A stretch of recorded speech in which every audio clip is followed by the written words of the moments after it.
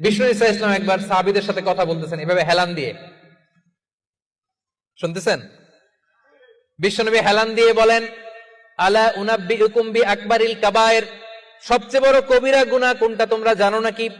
সাহাবারা বললেন, আপনি সবচাইতে ভালো জানেন ইয়া রাসূলুল্লাহ, আপনি বলেন। বিশ্বনবী বললেন, সবচাইতে বড় কবিরা গুনাহ আল্লাহর সাথে শিরক করা, হেলান দিয়ে। 2 নম্বরে উকুকুল ওয়ালিদাইন, মাতা পিতার অবাধ্য হওয়া। 3 নম্বরটা যখন বলবেন হেলান থেকে উঠলেন এভাবে, সিরিয়াস।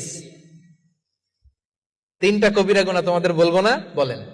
2টা বলছে হেলান দিয়ে, একটা হচ্ছে আল্লাহর সাথে শিরক করা, 2 নাম্বার হচ্ছে মাতা পিতার অবাধ্য হওয়া। 3 নম্বরটা যখন বলবেন, ওয়াকানা মুত্তাকিয়ান, তিনি হেলান দেওয়া ছিলেন, ফাজালাসা, সিরিয়াস হয়ে বসলেন।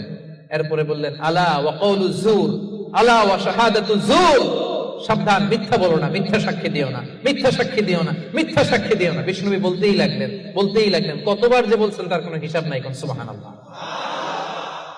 সিরিয়াস, খুবই সিরিয়াস।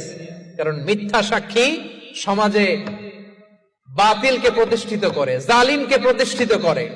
মিথ্যা সাক্ষী সমাজে অন্যায়কে প্রতিষ্ঠিত করে। চিল্লায় বলেন ঠিক কিনা?